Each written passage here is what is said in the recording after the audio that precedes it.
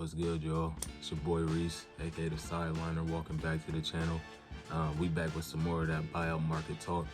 Russell Westbrook bought out from the Utah Jazz, acquired by the Los Angeles Clippers. Kevin Love was bought out from the Cleveland Cavaliers, and he signed with the Miami Heat. And then we got some talk about Patrick Beverley signing with potentially the Chicago Bulls, his hometown. So let's get into it. So as you know, at this crazy trade deadline, the Los Angeles Clippers were busy. They got John Wall out of there. They got Reggie Jackson out of there, but they brought in Mason Plumlee, Eric Gordon, and Bones Highland. But they still have a hole in their team, and that is a point guard. After the deadline, front office met with Tyronn Lue, Paul George, and Kawhi Leonard to see what they were thinking about the new team moving forward, and what they thought the team could use going forward. And the consensus was that they still needed a veteran point guard. Tyronn Lue has been pretty adamant about having a true point guard in his lineup, or just someone that can facilitate in general. They need someone that can push the tempo, as they are 24th in pace this season and 22nd in fast break points. That's not really great. An addition of Russell Westbrook to the team is going to bolster that stat tremendously. As we know, Russell Westbrook is a run and gun guy. He's getting the ball he's getting the rebound off the rim, and he's running. Whoever's out there running with him, he's going to look and get them the ball. And that's exactly what this Clippers team need, with the shooters of Eric Gordon. You have Nicholas Batum. You have Amir Coffey, B.J. Boston, Paul George. All these guys around Russell Westbrook that he can just thrive and flourish in that role for the Los Angeles Clippers.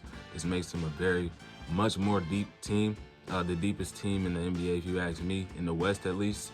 That makes them very scary heading into the playoffs. We know Russ is a playoff guy. He has his, like I said, his camaraderie with Paul George from back in OKC. So they got that little click going, that little linking up going on. The Clippers just need somebody that can bring that intensity, that punch you in the mouth energy, and Russell Westbrook brings that for them. Although they have won 10 of their last 14 games, bringing in Russell Westbrook just makes that team so much more dangerous, especially in the fast break. Seeing how they're 22nd in fast break points, Russell Westbrook is a guy that's going to get that stat right up there for you. As I stated in my last video, the Clippers are just hoping really to replace John Wall's production. Westbrook is that, a healthier, much more athletic at this point in their careers version of John Wall. He still has that aggression, and he can push that tempo for you. Like I said, he's a run and gun guy. Get you the ball off the rim and go. When the Clippers do go run their small ball lineup, he can help improve that rebounding for them. He's averaging 6 rebounds this season, but we know Russ, Mr. Triple-Double, he can go and get you 10, 15, even 20 rebounds in a game. He's averaging also 16 points and 7 assists. So this is just a great addition for the Los Angeles Clippers, man. I'm excited for Russell Westbrook and his new endeavor. It very clearly isn't the best fit for Russell Westbrook, seeing how it just didn't work out with LeBron James and Anthony Davis, 2 other superstars that are very ball dominant and need the ball in their hands. The Los Angeles Clippers already expressed to Russell Westbrook what his role would be. I don't know if they're gonna have him off the bench, but it sounds like it's gonna be somewhat similar to what the Lakers had Russ doing, in that off-ball sort of type thing. They said Paul George and Kawhi Leonard would be having the ball in their hands about 60% of the time, which is to be expected. This is their team. He's just coming in to help these guys out, win the championship, or get a deep playoff push. But Russell Westbrook is a guy that we know when he has the ball in his hands, things go well. He can have those bonehead plays where he's just throwing the ball out of bounds by overthrowing the pass, thinking about the pass first instead of going for the layup. At times, his aggressive play can be frustrating. He's averaging 3.5 turnovers a game, but that's to be expected from a guy that plays the way that Russell Westbrook plays. His aggressive style, his head first nature to the rim, his assisting. If a guy's passing the ball that much, he's bound to make some mistakes, turn the ball over. But if Tyronn Lue and the Los Angeles Clippers do decide to start Russell Westbrook, you have 4 solid guys that can come off your bench, and a Norman Powell, Eric Gordon, Terrence Mann, even Bones Highland. These guys can light it up off the bench. They are also a couple facilitators. You have some rebounding in Terrence Mann, Norman Powell, an explosive player in Bones Highland, who we have yet to really see his true potential in the NBA. So this team is just, man, very exciting moving forward. They do have some tough decisions to make going forward in this offseason. As we know, this is the last year of Russell Westbrook's contract. They also have an expiring contract in Mason Plumlee, who they just acquired. They do have a Bones Highland, Norman Powell, Paul George, and Kawhi Leonard signed all for the next 2 years at least. So that is something that they can keep that core intact if they want to bring Russ back on a lower vet minimum contract next year, if he's willing to do that. This is just one of the most expensive teams in the league, man. You got Paul George, Kawhi Leonard, Eric Gordon, Norman Powell, Marcus Morris, Robert Covington, Nicholas Batum, and Ivica Zubac, all making over $10 million this year. Some of those guys are in the 20s and in the 40s when you get to Paul George and Kawhi Leonard. So this is one of the most expensive teams in the league. They do have that decision to make whether or not to bring back Russell Westbrook, or if they even can bring back Russell Westbrook next year. But this is all speculation and looking into the future, right? This is a right now move for the Los Angeles Clippers. They need to find a way to get that taste out of their mouth of losing the past couple years. Their conference final loss and the Los Angeles Lakers raising the trophy before they could. So if Russell Westbrook can do this in Los Angeles, but for the Clippers,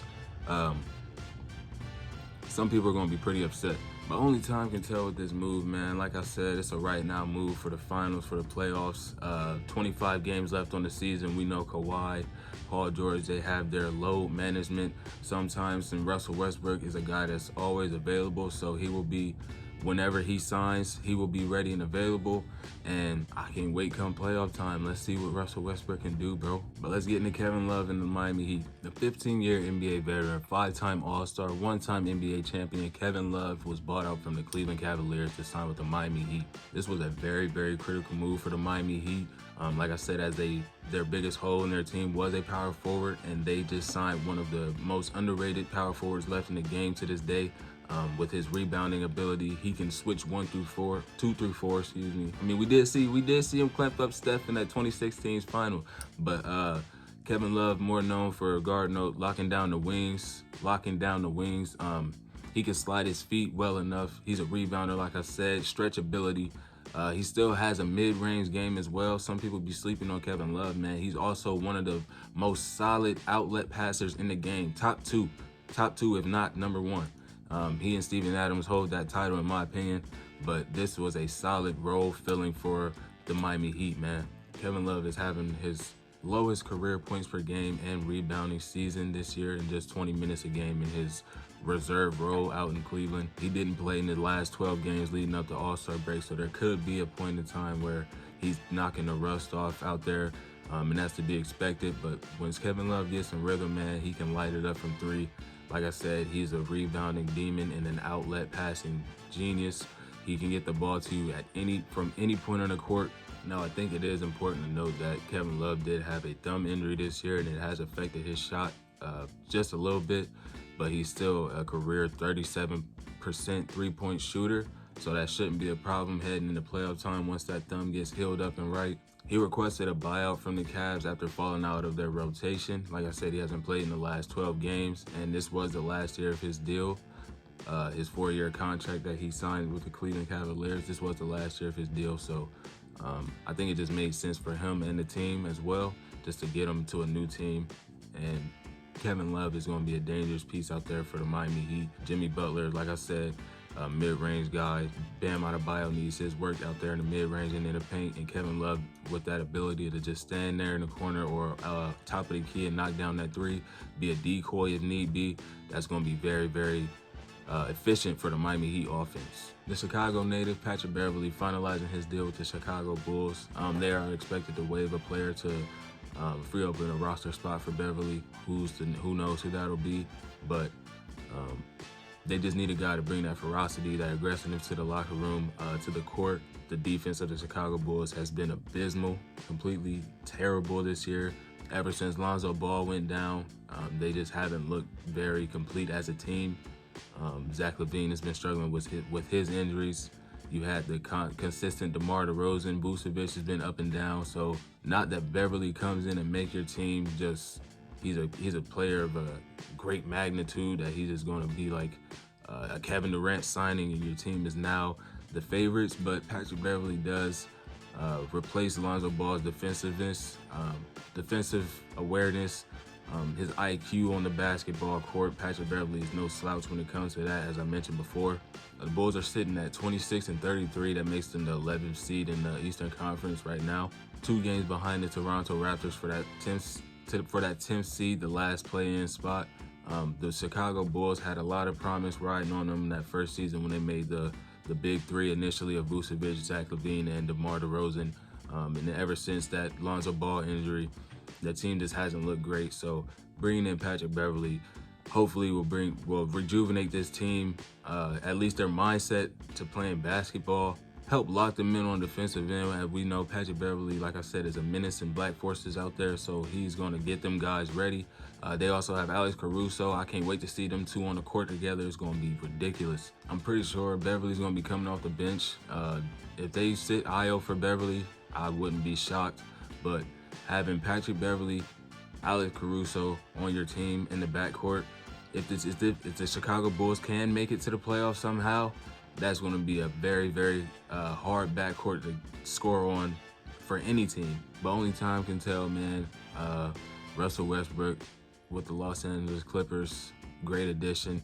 Kevin Love filling that hole for the Miami Heat at the power forward position, and then Patrick Beverley hopefully can come in and bring some aggressiveness to this very, very unmotivated Chicago Bulls team, if you will. But I'm your boy Reese, man, aka the Sideliner. Hopefully we got some more moves soon that we can come back and chat about.